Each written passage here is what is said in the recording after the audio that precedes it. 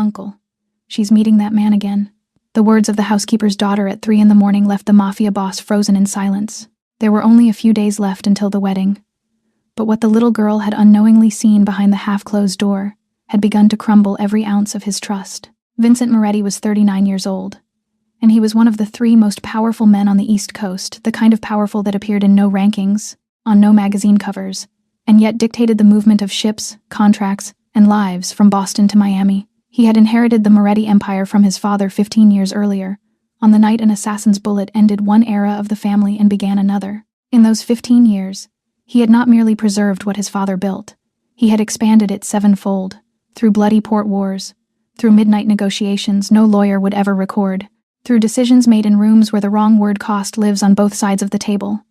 The mainstream press, on the rare occasions it dared mention him, called him the Shadow Tycoon. His rival families, who knew him more intimately than any journalist ever would, called him something else in private, the wolf who never forgives. Both names were accurate. Only one of them had ever made him proud. He was tall, taller than the rooms he entered seemed to expect. His face was angular, carved rather than shaped, the face of a man who had learned early that gentleness was a luxury he could not afford. His eyes were gray, and they did not blink during negotiations, a habit so consistent that his opponents had learned to fear the man who never showed strain. On his left cheekbone lay a faint scar, so thin it disappeared in dim light. Only 3 people alive knew how he had gotten it during an ambush when he was 24. 2 of those people worked for him. The 3rd had died in that same ambush. There was one detail the staff of the mansion whispered about more than any other. Vincent Moretti did not smile. It had been almost 3 years since anyone under his roof had seen his mouth curve upward without effort. Cooks and drivers spoke of it the way old sailors spoke of weather that had not broken in months, with the quiet unease of people waiting for something to shift. After 15 years of intrigue, betrayal, and gunfire, Vincent was tired. Not the tiredness of the body, which he could still command like a soldier, but the deeper tiredness that came when a man had spent too many years suspecting everyone he touched. He wanted something real. Not another alliance, not another deal, something that could not be measured in ledgers. That was why, 2 years earlier, when he had met Elena Hart at a charity gala, he had allowed himself, perhaps for the first time in his adult life, to believe in destiny. In 11 days, the wedding would take place in the great hall of the Moretti estate, before more than 300 guests. Mafia bosses of the East, real estate magnates, 2 sitting senators, and a retired federal judge. The alliance it symbolized would secure the Moretti position for 2 more decades. Vincent Moretti believed he had calculated every possible scenario his life could offer him. He did not know that the only scenario he had never prepared for was sleeping in the room next to his, with a smile so perfect that the perfection itself should have been a warning. Elena Hart was 30 years old, and she was the kind of woman rooms rearranged themselves for. She had founded a small but respected charity fund for underprivileged children 3 years before meeting Vincent, and she ran it with the quiet efficiency of someone who had never needed to raise her voice to be obeyed. Elegant, soft-spoken, she had a gift Vincent had never met before in any negotiation, the gift of saying exactly the right thing, at exactly the right moment, without ever seeming to have prepared it. She never asked him about his work. She never asked for gifts, for cars, for property. When he offered, she declined more often than she accepted, and when she accepted, it was always something modest, a book, a scarf, a weekend at a small inn by the coast. To a man who had spent 15 years watching people calculate his net worth before they calculated his character, this restraint was not restraint. It was proof that she loved him, not the empire he stood on. They had met 2 years earlier at a charity gala in Manhattan, at a table Vincent had attended only because Marcus DeLuca insisted the event mattered politically. He remembered the moment perfectly. Elena had walked over to the champagne bar where he stood alone, waited a polite second, and said her first words to him. "You don't look like the things the newspapers write about you." Vincent, who had heard the opening lines of hundreds of women, practiced ones, ambitious ones, expensive ones, had, for the first time in his adult life, no immediate answer. He had simply looked at her. She had smiled and walked away. He had found her again before the night ended. The 2 years that followed had been the slowest and softest of his life. There were mornings he lingered in bed past 6, which had never happened before. There were weekends she planned herself a lake house, a quiet vineyard, a bookstore town in Vermont, and he found himself, to his own quiet surprise, following her instructions without checking them. She remembered the anniversary of his father's death every year and placed white lilies on the grave without telling him, and he only discovered it the 3rd time, because the cemetery's caretaker had mentioned it in passing. When he tried to thank her, she had only said, "He was your father, it was the least I could do." She never once asked about the other work, Not the ports, not the men, not the names that came and went from the mansion at odd hours. That silence was its own kind of tenderness, and Vincent had felt, perhaps for the first time, loved as a man rather than as a symbol. When she suggested they keep their finances separate until after the wedding to keep things simple, he had taken it as maturity. Tonight, before he went to his room, Elena had kissed him lightly on the forehead, whispered "I love you," and walked to her own bedroom. They had slept separately for 2 months now, at her request, for what she called tradition before the wedding. Vincent had never heard of that tradition, but he had respected it. There are things so perfect that the perfection itself is the warning. Vincent Moretti had never trusted perfection in a negotiation. He had not asked himself why he trusted it in love. On the other side of the mansion, far from the perfumed silence of Elena's wing, the western corridor breathed a different kind of quiet. It was the quiet of working hands finally at rest, of small lives packed into small rooms, of a woman who had learned to sleep lightly, because sleeping deeply was a luxury for people whose children were older. Grace Collins was 34 years old, and had served as the resident housekeeper of the Moretti estate for a little over 3 years. Her husband had died of pancreatic cancer 3.5 years earlier, in a hospital bed she could not afford, leaving behind a mountain of unpaid medical bills and a daughter who had just learned to walk. Grace had buried him on a Tuesday and started applying for live-in domestic work by Thursday. She had no siblings in the city, no parents living, and no illusions about what a single mother could survive on part-time wages. She was the only staff member in the mansion's history whom Vincent had allowed to live on the estate with her child. It was an exception, without precedent, and the older employees still spoke of it in low voices. The reason had unfolded in a single moment during her interview 3 years earlier. Her file had been approved on every line except one, the presence of a small child. Marcus DeLuca had recommended she be told no. Vincent had asked to meet her anyway. She had walked into his study, folded her hands in her lap, and looked him directly in the eye. "Sir," she had said, "if you cannot allow my daughter to live with me, I will still take the job, but my daughter needs a mother every night. I will find a way." Vincent, who had spent his life surrounded by men who spoke with more force and less meaning, had never heard anyone speak to him in that tone before. He had approved her application that same afternoon. 3 years later, Grace remained the quietest housekeeper on the estate. She was the most efficient, the most invisible when invisibility was needed, and always present when work required her. She had never asked Vincent for anything since the day she was hired. Lily was 3 years old. She had chestnut brown curls that refused every clip her mother tried, and round hazel eyes that seemed to record everything they saw. She had grown up in the mansion, the pastry cook slipped her small cakes, the gate guards waved at her every morning, and she knew the names of every bird in the garden from an old picture book Grace had bought secondhand. She had a memory that was, even her mother had to admit, unusual for her age. She could name every car that had ever passed through the gate. She knew what hour Vincent came home each night. She could recognize the voice of every visitor who had ever stepped inside the mansion, even those she had heard only once. Lily had one particular habit. Between 2 and 4 in the morning, she would wake up thirsty, climb out of her small bed, and pad quietly down the hallway to the main kitchen, because she preferred the taste of the water from the large brass faucet to the water in the pitcher beside her room. Grace had tried for 2 years to break the habit, and had eventually given up, only keeping the hallway lights on a low dim. In a mansion built by fear, there lived a 3-year-old girl who did not know what fear was. Tonight, that not knowing would save an empire. 3 in the morning, Lily woke, as she always did, without any adult reason. She rubbed her eyes with the back of one small hand, slid down from her bed, and stepped into her gray woolen socks. In her other arm she carried Bun Bun, the stuffed rabbit that had lost one glass eye a year ago and had been loved harder ever since. She did not turn on any light. She did not need to. Her feet knew the way. The mansion at 3 in the morning was a different creature from the mansion at 3 in the afternoon. The ceilings looked higher. The dim wall lamps cast long shadows on the polished floors. From the tall walls, the oil-painted portraits of the Moretti generations looked down grandfathers with mustaches, grandmothers in black lace, uncles who had died before Lily was born. To an adult, those faces held history and warning. To Lily, they were simply pictures. She was 3 years old. She did not yet know that faces on walls could be dangerous. She hummed a small tuneless song under her breath as she walked, Bun Bun swinging gently against her hip, following the familiar path toward the back staircase that led down to the great kitchen. At the same moment, on a different floor of the same house, Vincent Moretti was also awake. He had risen at 3, for as long as he could remember, a habit inherited from the years of family war when sleeping had meant dying. Tonight he had gone down to the kitchen himself, poured a glass of cold water, and started back toward his room by way of the east corridor, the long carpeted passage that ran past his private study. It was a route he had walked 10,000 times. He heard it before he saw anything. A whisper.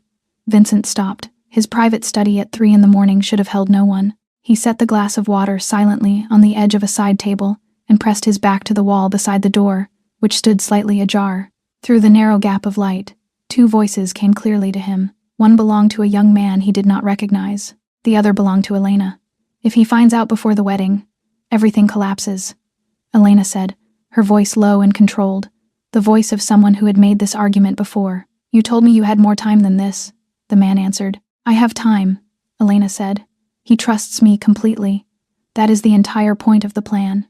Vincent, the man who had conducted hundreds of negotiations where a single word decided who lived, who had read the smallest twitches on the faces of his enemies, who had survived 3 separate assassination attempts before his 30th birthday, suddenly could not move. It was not fear. His body was still trying to translate what his ears had received, and his mind had not yet given permission for the translation to be understood. He stood there, one hand resting flat against the wall, his heart beating slower than it should have, almost unnaturally slow.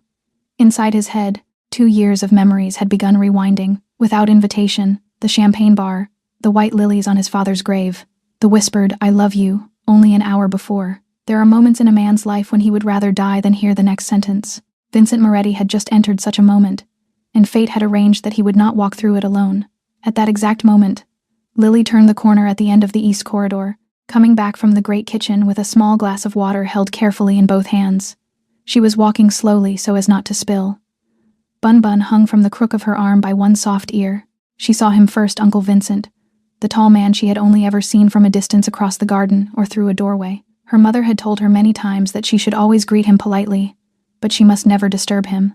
Lily was not disturbing him now. She was simply passing on her way back to bed, and she saw, behind him, the thin bar of light spilling out from the half-open door of the study, and she heard, from inside that light, the whispering voice of Miss Elena.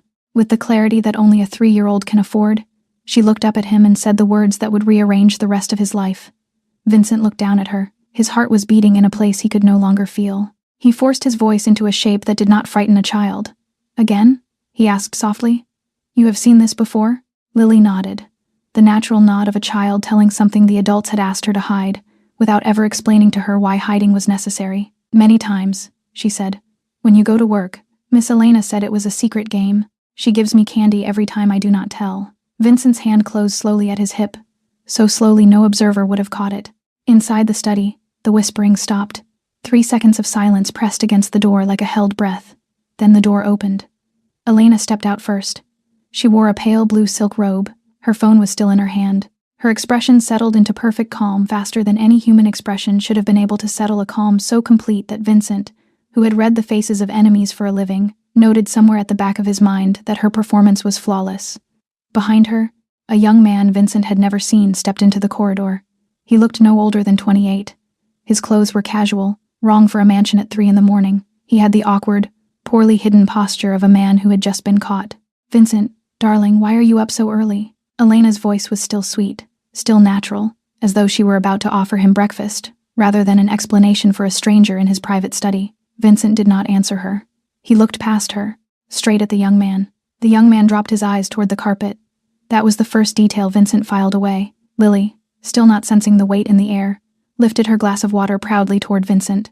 I got my water, she announced. 2 floors below, Grace Collins snapped awake in her small room. She had heard voices in the hallway upstairs, and the maternal instinct that had kept her alert through 3 years of single motherhood pulled her out of bed within 3 seconds. Sometimes betrayal does not come from the enemy outside the gate. It comes from the voice you believed you would hear every night for the rest of your life, and from a door you never thought would need a lock. Grace ran up the back staircase 2 steps at a time, arriving at the top of the east corridor still in her nightgown, her hair loose over her shoulders. She saw them all at once, Vincent standing very still, Lily holding her small glass of water, Elena in her pale blue robe, and the young stranger a step behind her, and the air between them so thick that Grace stopped breathing for a moment before her instincts caught up. She rushed forward, scooped Lily into her arms, and began apologizing in a rapid, breathless whisper. Sir, I am so sorry, she wandered again. I will keep her in her room from now on. Please, I beg you, do not send us away. Elena, holding the calm of a hostess introducing a guest at a dinner party, spoke before Vincent could reply. This is Nathan, an old friend from my university years. He is going through some financial trouble and needed advice. I am sorry I did not tell you earlier, darling. He was too embarrassed to come during the day. The story was smooth in the way only rehearsed stories are smooth. Short, emotional, not too perfect, humble enough to sound true. Any man who had not heard the whispered words behind the door would have believed it entirely. Vincent nodded slowly. He did not speak to her. He looked at Nathan and said quietly, "It is late. I will have the driver take you home." Nathan nodded, avoiding his eyes again, and was led away by two silent guards who had materialized in the hallway without a sound. Elena waited for Vincent to say something more, to ask a question, to reach for her hand. He did none of those things. He simply turned and walked back toward his own bedroom without looking at her. Elena stayed alone in the corridor. For the first time in 2 years, she could not read the man she was about to marry. In his room, Vincent did not turn on any light. He sat in the armchair by the window and looked out at the city glittering below the estate. Inside his mind, 2 years began to play in slow motion, under a new and colder light. The way Elena had always booked his flights herself, so I can take care of you the right way. The way she always laid her phone face down on the table, a habit from the fund. I am sorry. The way she had suggested keeping their finances separate until after the wedding to keep things simple. The way, 6 months ago, she had proposed replacing his driver, a family friend, more trustworthy. Every small kindness he had accepted as love now had edges he had not seen before. Every gesture he had once cherished now fit into a shape he did not want to name. In the small servant's room downstairs, Grace held Lily, who had already fallen back asleep against her shoulder. Her heart beat unevenly. For 3 years she had lived in fear of a secret she had chosen to carry. Tonight, when her daughter had unknowingly spoken a fragment of that secret aloud, she understood that God was offering her a final chance to choose between silence and truth. She kissed her daughter's hair and knew what she had avoided for 3 years. She could avoid no longer. Some nights are no longer than others in hours, but some nights are long enough to change an entire life. Inside the Moretti mansion that night, 3 such nights were happening at once under a single roof. 7 in the morning. Grace knocked on the door of Vincent's study with her free hand, the other supporting Lily, who was asleep on her shoulder. Her knuckles trembled against the wood. Vincent opened the door himself. He had not shaved. He had not changed his shirt. In the 3 years Grace had worked at the estate, she had never once seen him in that condition. He nodded her inside without a word. She carried Lily to the small reading chair in the corner of the room and settled her into it with a bird picture book pressed into her sleeping hands. Then she turned to face Vincent with the steadiness of a woman who had rehearsed this sentence in her head 100 times over the course of 6 months. "Sir, 6 months ago, I saw something I was not supposed to see, and I stayed silent because I was afraid. If you wish to dismiss me after you hear what I have to say, I will understand. But last night, when my daughter said those words without knowing what they meant, I understood that I had hidden long enough. I must speak." Vincent gestured toward the chair across from his desk. She sat. She told him. A late afternoon in Miss Elena's dressing room, cleaning as usual. Elena's tablet had been left open on the vanity, its screen still bright. Grace had not been snooping. She had been drying the surface of the table with a soft cloth when the title of the open document had stopped her eyes. Moretti Asset Transfer Plan Contingency Clause 7C.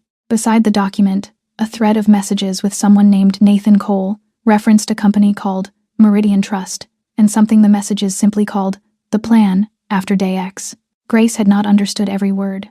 She had understood enough to know it was not the kind of thing a woman wrote about the man she was about to marry. Elena had walked in and caught her standing there. She had not shouted. She had not shown anger. That was the part Grace had never forgotten. The calm was the frightening part. Elena had smiled, closed the tablet, sat down at the mirror, and spoken in that same soft voice she used with everyone. "Grace, I remember that great-grandmother Moretti's pearls are in my cabinet. If one day they were to disappear, and I had to tell Vincent that you were the last person with a key, who do you think he would believe?" Grace had no family in the city, no home to return to. Only Lily. She had said nothing. "But I took a photograph in secret," Grace said now, her voice tightening.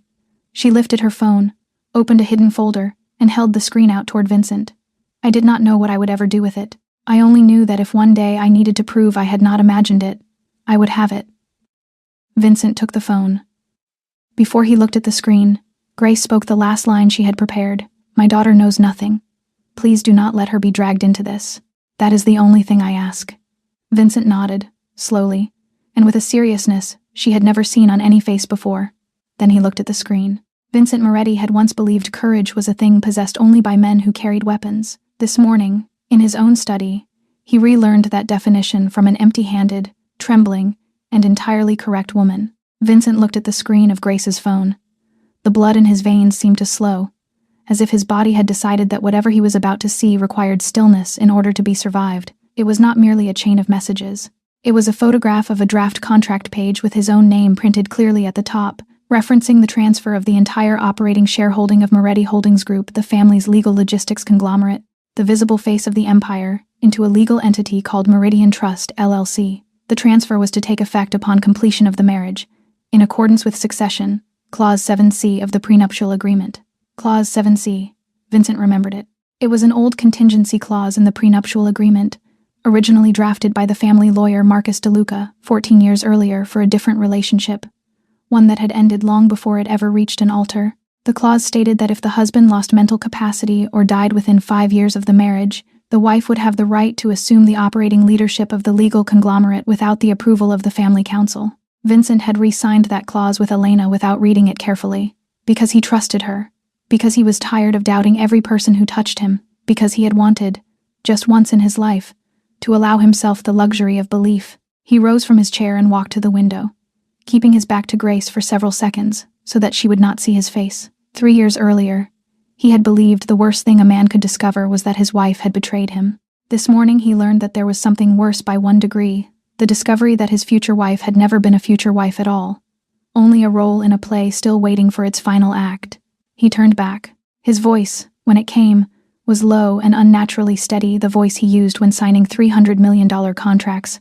Grace, you will not lose your job. You will not lose anything. From this moment forward, you and Lily are under my complete protection. But I need you to tell me every detail you can remember. Every phone call, every name, every date. In 4 hours, I have a meeting with the people I trust absolutely. I do not believe we are only canceling a wedding. I believe we are stopping a murder that has been planned for years. Grace turned pale. She had never once thought of the word murder. She had thought of betrayal, of money, of power. Those were the words she had rehearsed in her head at night for 6 months. But now, hearing Vincent speak the harder word in the calmest voice she had ever heard from any man, she understood that the secret she had carried was many times larger than she had allowed herself to imagine. In the corner of the room, Lily stirred slightly in her sleep, murmuring something into the fur of Bunbun's remaining ear, and Grace realized with a jolt that her daughter had been walking around inside a house where someone was preparing a slow death. There are mornings when a man wakes up as a man in love. Vincent Moretti woke this morning as a man on a hunt, and he had just understood that his prey had been hunting him first, for 2 full years, 10 in the morning.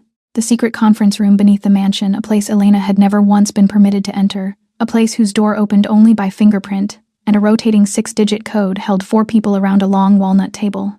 Marcus DeLuca, 62 years old, chief legal counsel to the Moretti family since Vincent's father's time, wore his gold-rimmed glasses low on his nose. In 40 years of practice, he had never raised his voice, and this morning he did not intend to break that habit. Sophia Reyes, 38, head of Moretti Intelligence, former military intelligence officer, sat with her short-cropped hair still slightly damp from the shower she had taken after Vincent's 4 a.m. call. She had the eyes of a woman who could still identify by face someone she had watched for 6 days a decade ago. Rocco Bianchi, chief of personal security, broad-shouldered and quiet, had taken 2 bullets meant for Vincent in his lifetime and would take a third without discussion. And Vincent, at the head of the table. Vincent placed the printed enlargement of Grace's photograph on the wood. He offered no explanation. For 20 minutes, no one spoke. Marcus put his glasses on and read very slowly. His hands did not tremble, but his mouth pressed thin, the only sign, in a man who had witnessed 4 decades of family history, that he was stunned. Sophia typed Meridian Trust into her laptop and began sweeping the underground databases that only 3 organizations in the world possessed access to. Rocco sat perfectly still, aware that his part of the work had not yet begun. Marcus spoke first. His voice remained calm, but it carried the weight of a man who had understood the whole of the problem before he had finished reading it. Clause 7C is not, in isolation, a problem. It is standard contingency language, but paired with a legal entity pre-positioned to receive the shares after the wedding, and with a medical file that I believe we will discover exists. This is not a matter of the heart, Vincent. This is architecture. Someone has read your prenuptial agreement more carefully than you did. Vincent nodded. He did not speak. 15 minutes later, Sophia looked up from her screen. I have 4 names and 1 money trail.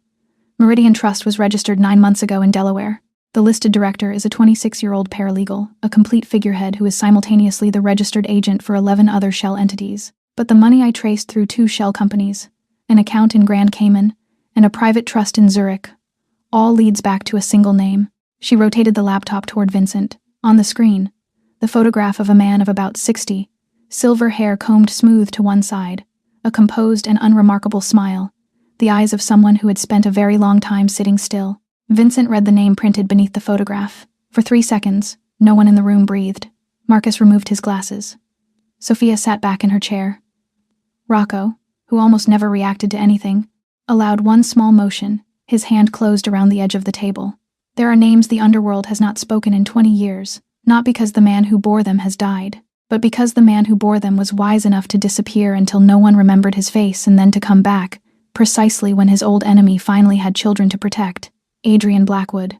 It was a name Vincent's father had spoken only once in his entire life. On a winter night when Vincent was 14 years old and his father had drunk too much brandy after the funeral of an old friend, the old man had stared into the fireplace, not at his son, and said in a voice slower than usual, "There are enemies who do not shoot at you. They wait. Adrian is a waiter.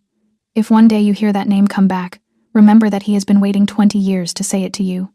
He had never spoken the name again. 20 years earlier, Vincent's father had defeated Adrian Blackwood in the war for control of the East Coast ports, a war that had lasted 18 months, cost 37 lives, and ended with Adrian losing his territory, his younger brother, most of his fortune, and, finally, his presence in the city.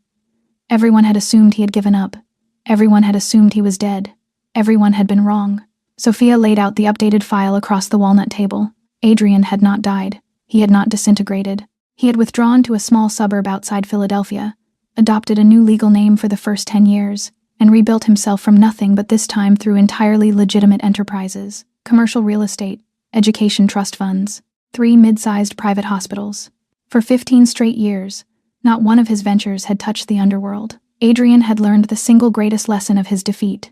If you cannot win with a gun, win with time. 4 years ago, when Vincent had assumed full command of the Moretti Empire after his father's death and had begun to expand it aggressively, Adrian had started to move again. He did not attack directly. He had tried that once, 20 years earlier, and had lost everything. He chose a girl instead. Elena Hart, the daughter of a former accountant who had once worked for the Blackwood family before going bankrupt during the Port War 2 decades ago, a family that had lost everything because of Vincent's father and had never once forgiven the Morettis for it. Sophia produced the documents.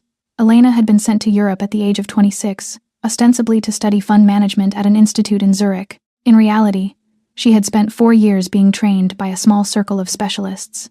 Psychologists, behavioral analysts, communication coaches, all quietly part of Adrian's larger network. Elena was not a woman whose tastes had happened to align with Vincent's. She had been designed against Vincent's psychological profile, a profile Adrian had secretly assembled over the 2 years preceding her introduction into his life. Her musical preferences, her conversational rhythm, the way she reacted when Vincent grew silent with anger, even the first line she had spoken at the champagne bar. All of it had been programmed. Vincent closed his eyes. He remembered the first time Elena had asked him about his mother, a woman he almost never mentioned. She had waited for the right moment, the right bottle of wine, the right rainy night. He had thought at the time that it was a woman's intuition. This morning he understood that it had been data. There are enemies who lose a battle and return a week later with more guns. And there are enemies who lose a battle and return 20 years later with someone else's daughter, programmed to love you. Adrian Blackwood was the second kind. Sophia opened a second folder on the table. The file of the young man Vincent had seen the previous night in the corridor. Nathan Cole, 28 years old. A finance graduate from a mid-tier state university. 6 years at a middling investment fund, where no colleague had ever thought of him as particularly ambitious or particularly incompetent. Until 9 months ago, when his personal bank account had begun receiving payments that his salary could not explain, payments whose timing lined up exactly with the registration of Meridian Trust. Sophia slid a fresh photograph across the walnut table.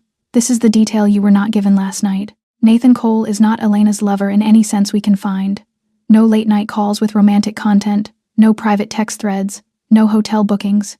He is Adrian Blackwood's nephew, the son of Adrian's younger sister, who took her maiden name back after the Port War 20 years ago, precisely so that no one could ever trace the bloodline. Elena and Nathan were not a couple hiding an affair. They were 2 employees of the same man, meeting at 3 a.m. to exchange updates on the plan. Vincent sat very still. When he spoke, his voice was steady, the way a surgeon's voice is steady when he first sees the extent of internal damage. So Elena is not deceiving me through emotional betrayal. She is running a military operation inside my house. Nathan is the courier, Elena is the field commander. Adrian is the general. Sophia nodded once. Exactly. And Nathan is the weakest link. He is young, inexperienced. He has been spending too visibly for the past 3 months, including a new Porsche entirely inconsistent with his reported salary. If we apply pressure at the right point, he will speak. Marcus offered the next piece of the picture, which was, in its own quieter way, the most disturbing. Elena's financial history over the past 3 years shows regular income from a small private trust based in Zurich. That trust was registered 4 years ago, which means Elena Hart was on Adrian's payroll before she ever met you at the charity gala. Furthermore, that gala was partially sponsored by a shell company linked to Adrian's real estate network. Your entire fateful encounter, Vincent, was a staged event with an operating budget. Vincent exhaled slowly through his nose. Inside his head, the 2 years of the relationship played backward like a film run in reverse. Elena's first smile at the champagne bar, her first sentence, "You do not look like the things the newspapers write about you." He had believed at the time that it was the intuition of a woman who could see through men. This morning he understood that it was a piece of dialogue, page 1 of a script, written in Zurich 4 years earlier by a man he had never met but whose face he now knew. Rocco finally spoke, his voice low and cold, the voice of a man who had been waiting for permission. "Boss, do we finish her tonight?" Vincent did not answer immediately. He looked out through the narrow ground-level window that faced the eastern garden. Grace was walking Lily along the gravel path in the sunlight. The little girl was pointing at a small brown sparrow that had landed on the top of the low garden wall, and she was laughing, the pure open laugh only a 3-year-old can produce. There are fast ways of revenge, and there are correct ways of revenge. Vincent Moretti had never chosen the fast way. Tonight, in the most painful hour of his life, he did not intend to choose it either. Vincent asked Sophia to dig deeper. If Adrian's plan was to have Elena inherit the legal conglomerate after the marriage, then there had to be a middle step. Vincent had to die, or lose his capacity. Within the 5-year window specified by Clause 7C, Adrian would not have built a machine this elaborate and left the trigger to chance. 4 hours later, Sophia returned to the underground room with a slim file. It contained a list of pharmaceuticals ordered through an international pharmacy over the preceding 6 months by Elena's private physician, Dr. Reinhardt, a distinguished-looking man of 60, whom Elena had introduced to Vincent 1 year earlier under the description of the most trusted family doctor in Zurich. One item on the list was marked in red, pure aconitine at low dosage. Sophia set the file down and spoke without inflection. Aconitine is extracted from the monkshood plant. In low, cumulative doses, it is nearly undetectable in a standard blood panel. It produces a progressive weakening of the heart that mimics natural cardiac disease over a period of 6 to 9 months. She paused, then continued. At this dosage, it will not kill you quickly, sir.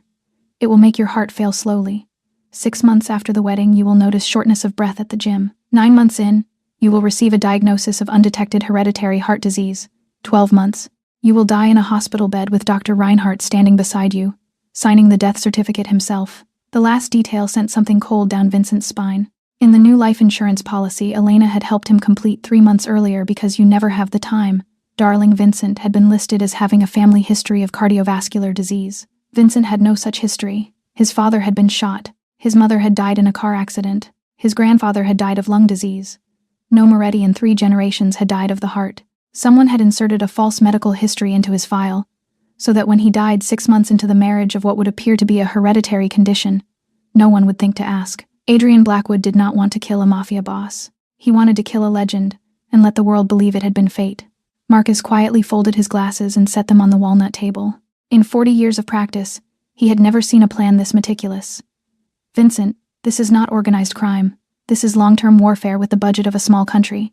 If Grace had not accidentally photographed that tablet 6 months ago, we would likely have discovered nothing until you had already signed the marriage register and drunk your first glass of champagne with aconitine in it. Vincent rose from his chair and walked to the narrow ground-level window.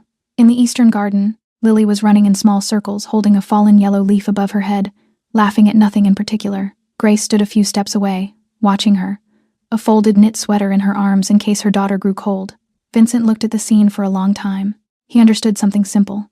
The woman who had saved his life was not Elena. It was not anyone he had trusted in the past 2 years. It was a tired mother standing in his garden with her 3-year-old daughter, and she did not yet know whose life she had saved. Adrian Blackwood had spent 20 years calculating every variable. He had forgotten only one, a 3-year-old girl who liked to drink water at 3 in the morning. Vincent returned to the walnut table. The other 3 followed. Outside, Lily was still laughing in the garden. Inside, 3 separate proposals waited to be spoken. Rocco offered his second. this one blunter than the first. We handle Elena tonight, quietly. We take Nathan before he can make a call. We move Adrian out of the country within the week. It ends this weekend. Marcus refused before Vincent could answer. Too much legal risk. If any of the three disappears before the wedding, the FBI will begin asking questions we cannot control. Adrian is patient enough to have prepared an insurance file that redirects the entire narrative back onto us. We would be defending ourselves for years. Sophia offered the third path. Then we hand the entire file to the FBI today. We cancel the wedding publicly, citing discovered financial fraud. We let the law handle it and step aside. Vincent shook his head at all three. His voice, when he spoke, had the low, contained calm of a man who had already decided. If I cancel the wedding today, Elena disappears within 4 hours, Nathan within 6, Adrian within 24. The man has already disappeared for 20 years once. He can disappear for 20 more. I do not want to stop this plan. I want to package it in full and deliver it in front of 300 witnesses on the day of the ceremony. I want the entire underworld to see Adrian walked out in handcuffs, inside the very event he came to watch as his victory. Marcus pushed back. You are inviting a potential poisoner to remain in your house for additional days, so that you may collect better evidence? Not in my bedroom, Vincent said. She has slept in her own room for 2 months on the pretext of cultural tradition before the wedding. I understand now why she was so firm on it. She did not want to sleep beside the man she was preparing to poison. We have been waiting for the same event, for 2 entirely different reasons. She waits to complete her legal inheritance. I wait to complete my evidence. He assigned tasks to each of them. Sophia would place listening devices in every room Elena used and would monitor every meeting she took. She would trace Adrian's money down to its last vein and identify every operative in the network. Every meeting between Nathan and Adrian, if it occurred, would be filmed. Marcus would quietly rewrite Clause 7C to close its legal opening and would prepare the evidentiary handoff to a senior FBI agent he had trusted for 2 decades, someone who would attend the wedding under the cover of an invited guest. Rocco would protect Grace and Lily. No one was to know they were witnesses. By day, life would look normal. By night, 3 concealed guards would rotate around the servants' quarters. If Elena or Nathan made any move that even suggested touching them, Rocco was authorized to act before the law was consulted. Rocco nodded once. This was the order he had been waiting for. Vincent closed the meeting. 300 guests will come. 300 bosses, businessmen, politicians. Adrian will come to watch. I want him in the 4th row. I want him to see me in my black suit. I want him to feel every minute of the ceremony. And when the officiant asks who objects, I want Adrian to understand that the man he has hunted for 2 years has just hunted him for 40 days. In the days remaining before the wedding, the Moretti estate would become the largest stage of a play only one man knew was being performed. The lead was not the bride. It was the groom. The next morning, Vincent walked into the dining room as if nothing in the world had changed. Elena was already at the table in her silk robe, a cup of coffee cradled in both hands. She looked up with a smile she had clearly rehearsed, worried, a little embarrassed, calibrated to the exact angle a fiancé would offer after being caught in something small. Darling, about last night, I am sorry I did not explain properly. Nathan is an old university friend of mine. He is going through a difficult divorce and needed advice about financial law. I lent him a small amount years ago, and I was too embarrassed to tell you because I was afraid you would think me foolish. The story was crafted with quiet precision, brief, self-deprecating, not too polished, humble enough to feel real. It was the kind of story a man who wanted to believe would believe. Vincent looked at her. For 2 seconds, he felt 2 things at once. The first was a strange, almost professional admiration for the composure of 4 years of training that had never once slipped. The second was a pain in the left side of his chest that he thought 15 years of family war had made permanently numb, a pain that returned suddenly, without invitation. He nodded, accepted the cup of coffee she had poured for him, a cup he would not drink, since he had already arranged, with the quiet help of a loyal server, a discreet method of exchange, and said only, "You do not need to apologize. I understand." Elena exhaled softly. Vincent registered that exhale and stored it. It was the exhale of a woman who had been genuinely worried, not the exhale of someone celebrating a win. Not everything in her was false. A small part of her had loved him, or at least had grown used to him enough not to want to lose him before the wedding.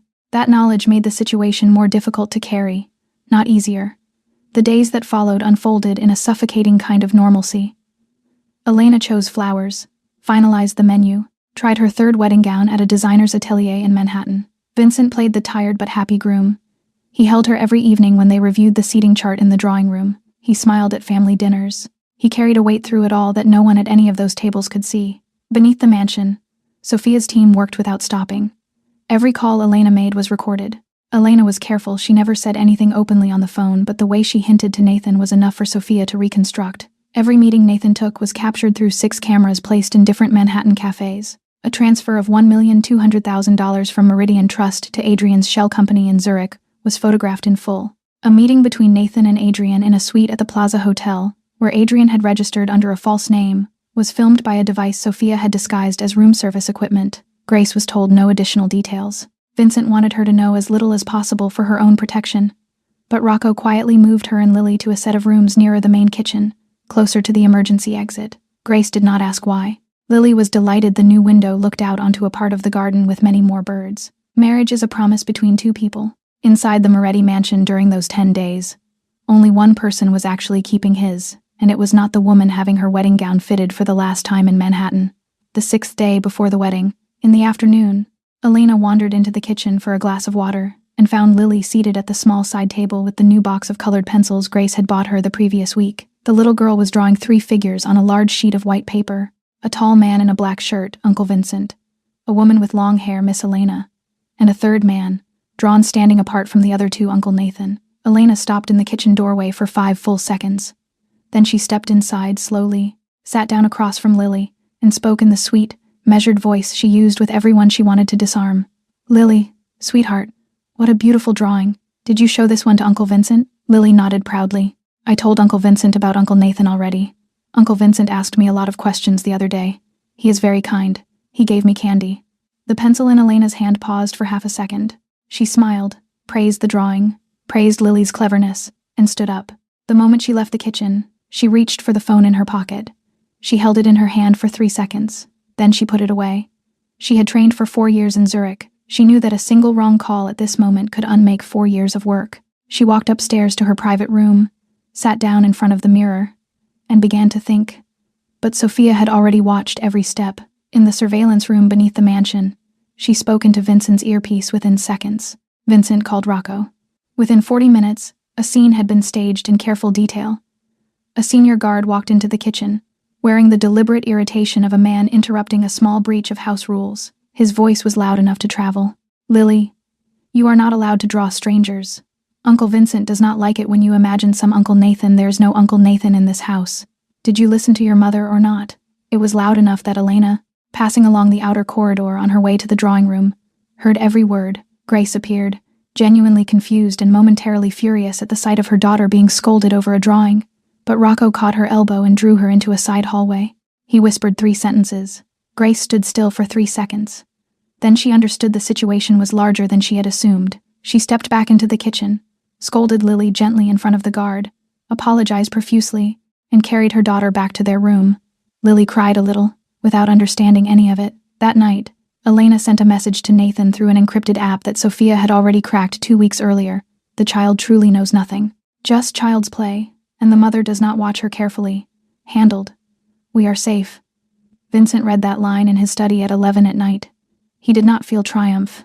He felt something worse. When an enemy writes "we are safe," it means they have grown comfortable enough not to see who the actually safe person in the house is. He called Rocco. From now until the wedding, 5 guards around Grace's quarters, not 3. If Adrian has something I have not seen, he will move against the child before he moves against me. He also called Grace up to his study, apologized for the morning stage scolding, explained that it had been necessary, and promised her that after the wedding, neither she nor Lily would ever have to pretend again. The killer who fears most is not the strongest. It is the one who remembers every detail he has already forgotten he once revealed. 10 in the evening, the night before the wedding. Vincent stood alone on the 3rd-floor balcony overlooking the garden that had been prepared for 300 guests. String lights had been wound around the old cypresses. White roses had been arranged in tall frames along the aisle. The long banquet tables were covered in ivory linen. On the main stage, an altar of Italian marble had been imported for the ceremony itself. Adrian Blackwood had confirmed his attendance under the description of an old friend of the Hart family, a spiritual uncle who had watched Elena grow up. He would be seated in the 4th row, the section reserved for the bride's relatives. 300 formal guests. 60 reporters gathered outside the gates.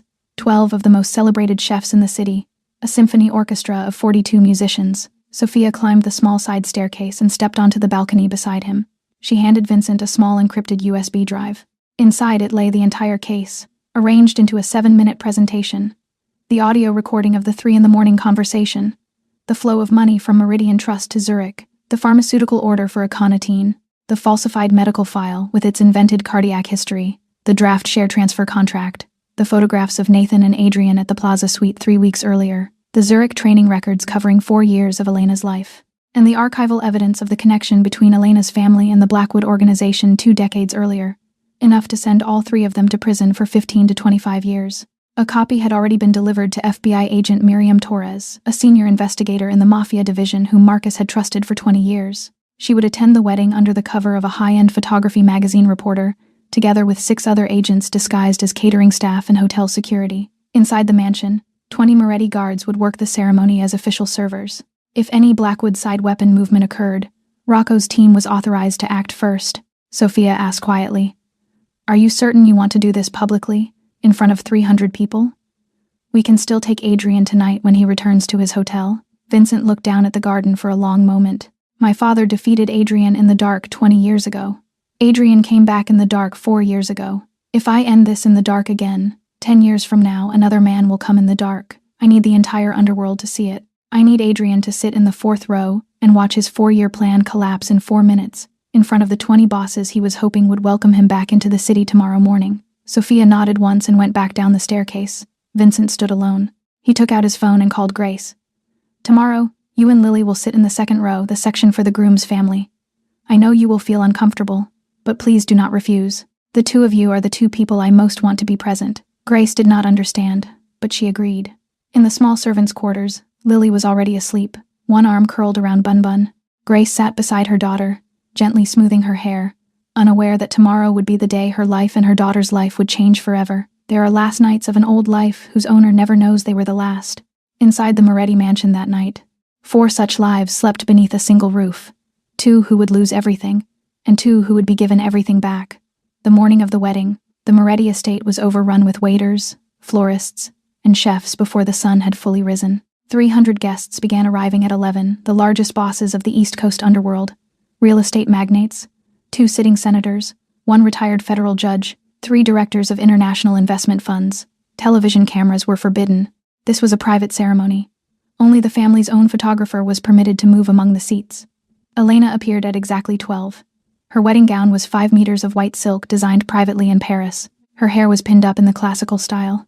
Around her neck she wore only one ornament, the Moretti great-grandmother's string of pearls, the very strand she had once used, 6 months earlier, to threaten Grace into silence. She descended the grand staircase of the great hall. 300 people rose and applauded. She was beautiful with a completeness that would have been suspicious in any other context. Vincent, standing at the head of the aisle in a black suit tailored in Milan, noted quietly to himself that this was the final performance of 4 years of training. Grace and Lily sat in the 2nd row. Grace wore the simple deep blue dress Vincent had sent her that morning. Lily wore a small white dress and clutched Bun Bun tightly, because Grace had not had the courage to make her leave him behind.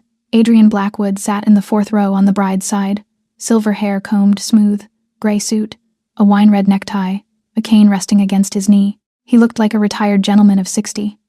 He smiled at those around him. He told the story of his spiritual niece Elena, whom he had watched grow up. No one doubted a word of it. Nathan Cole sat 3 rows behind him, deliberately far, deliberately unremarkable. The officiant Monsignor Antonio Rossi, the parish priest who had baptized Vincent 40 years earlier, stepped onto the altar. Elena took her place beside Vincent. The 2 of them turned to face each other. Vincent looked directly into Elena's eyes.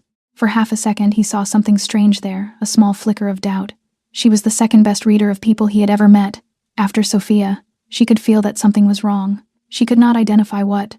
It was already too late to withdraw. The officiant began the traditional homily on sacred union, on love, on 2 families joining. Adrian, in the 4th row, nodded in appreciation. Grace's hand closed tightly around Lily's small fingers. The officiant reached the significant line. "If anyone in this hall has reason to object to this marriage, let him speak now, or forever hold his peace." The customary silence followed. 300 people smiled. It was a phrase no one ever expected to be used in earnest. Vincent stepped forward half a step. "I do." The hall stopped. Elena turned her face toward him. Her smile was still in place. Her eyes had already frozen. Adrian Blackwood straightened his spine in the 4th row, the first time in 20 years that a Blackwood had lost control of his own expression. Vincent turned to face the 300 guests.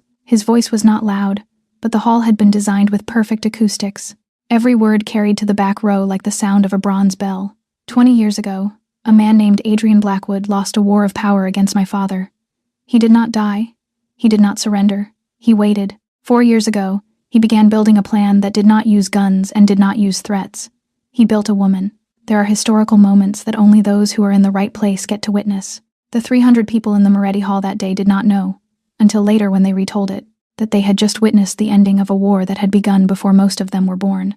Vincent continued in the same calm voice, and the entire hall held its breath. The Elena Hart you see standing beside me today is not the woman I believed I loved for 2 years. She is the product of 4 years of training in Zurich, designed against my measured psychological profile, and delivered into my life through a charity gala, partly financed by a shell company belonging to Adrian Blackwood. She has signed a confidential contract with a legal entity called Meridian Trust, whose registered representative is Adrian's own nephew.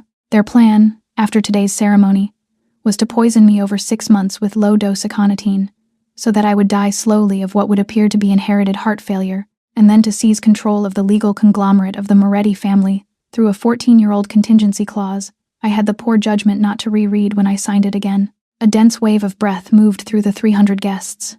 Elena parted her lips. Vincent, you are Vincent, lifted one hand. I have known everything since 3 in the morning 11 days ago. I have had 11 days to prepare. All of the evidence was delivered to the FBI 3 hours ago. He turned toward the small side stage. Sophia stepped out with a mobile projector. On the large screen mounted behind the marble altar, the very screen Elena had personally commissioned to display a wedding retrospective, 7 minutes of evidence began to play. The photograph of the Meridian Trust contract. The transfer of $1,200,000 from Meridian to Zurich. The images from the Plaza Suite where Nathan had met Adrian 3 weeks earlier. The pharmaceutical order for aconitine. The falsified life insurance file. Photographs of Elena in Zurich 4 years earlier, standing beside Adrian and Dr. Reinhardt. And the audio recording of the 3 in the morning conversation. Elena's own voice carrying clearly through the hall's speakers. He trusts me completely. That is the entire point of the plan. Among the 20 bosses present, men who read evidence better than any lawyer alive, the entire story was understood by the 4th photograph. Nathan Cole rose from his seat several rows back and turned toward the side door. 2 men in white catering uniforms stepped in from either side. Within 3 seconds, Nathan was on the floor, no gunfire, no shout, only the dry sound of a body pressed onto carpet. A pair of handcuffs appeared. From the 7th row, Agent Miriam Torres rose to her feet and lifted her FBI badge above her head. Adrian Blackwood did not stand. He sat perfectly still, gazing up at the altar, at Vincent. For 20 seconds, the 2 men, one of 60, one of 39, looked at each other across 300 guests without a word. There was only the acknowledgement of the defeated by the victor, and the acknowledgement of the victor that he had come within days of being the defeated. Sophia and 4 agents walked down to the 4th row. Adrian rose slowly, leaning on his cane. He did not resist. As he passed Elena still standing beside the altar like a statue, he said only one sentence, quiet enough that only she could hear. You did well, my dear, only not well enough. Then he was walked away in handcuffs before 300 witnesses of the Underworld. Elena began to cry, not the crying of performance. It was the crying of a woman who had just understood that 4 years of her life had belonged to a man who had only ever viewed her as an instrument. The worst betrayal is not when someone deceives you. It is when you understand that the person you loved never existed, and the person to whom you owe your entire life is the one you never once looked at. 3 months later, Adrian Blackwood was indicted on 14 counts, including organized conspiracy to commit murder, international money laundering, financial manipulation, falsification of medical records, and participation in a criminal organization. The projected sentence was 25 years to life. At 60 years old, it was, in effect, a death sentence in slow motion. Nathan Cole became a federal witness, testifying against the entire Blackwood network in exchange for a reduced 12-year term. Elena Hart received 18 years. Her attorneys argued that she had been the subject of prolonged psychological training, a position Vincent quietly confirmed in a written statement. He did not forgive her. He simply did not want her to die inside a cell. Dr. Reinhardt was extradited from Zurich and sentenced to 15 years. Inside the Moretti mansion, everything changed quietly. Grace, now the head housekeeper, had a small office beside the main study. She wore a tailored blazer to work each morning, supervised 32 staff members, and for the first time in her life kept a savings account she did not need to hide from anyone. Lily had her own room on the 2nd floor. Vincent had asked that it be painted sky blue, because that is where the birds live, and she loves the birds. She was 3.5 years old now, She attended a small private preschool nearby. Rocco drove her there every morning and picked her up every afternoon. She called Vincent Papa Vincent not because anyone had told her to, but because one evening she had simply decided it, and Vincent had never corrected her. For the first time in 3 years, Vincent was seen to smile. It was a short smile, barely a movement of the mouth, but it happened one late afternoon in the garden, when Lily climbed into his lap and pointed at a small brown sparrow perched on the low garden wall. The old gardener who saw it retold that moment for months afterward as if it had been a small miracle. In a mansion that had held 3 years of silence, there was now the laughter of a child every afternoon at 5 o'clock. The lesson of this story is a simple one. Truth always finds its way to the surface, sometimes through the smallest and most innocent voices we usually overlook. Sometimes the one who saves us is not the strongest, the richest, or the wisest person in the room. It is a 3-year-old child who does not yet know what a secret means. It is a tired mother who finally chooses courage over silence. It is a moment at 3 in the morning when fate knocks on the door in a pair of woolen socks. Has there ever been a small thing in your own life that changed everything? An accidental sentence, a chance glance, a decision made at the right moment? Please leave a comment and tell me I read every one of them. If this story touched your heart, please do not simply close the video. Press the like button so the algorithm can carry this story to someone who needs it. Share it with anyone in your life who may find something here, and subscribe to the channel if you want to hear real, deep, emotional stories like this every week. Thank you for staying with me until the very end. I wish you a peaceful week, abundant health, joy in your ordinary days, and always enough courage to speak the truth when the world around you chooses silence. In our next video, a wealthy man discovers his long-lost child wandering the streets without knowing who his father truly is. Turn on the notification bell so you do not miss it. Goodbye for now, and I will see you in the next story.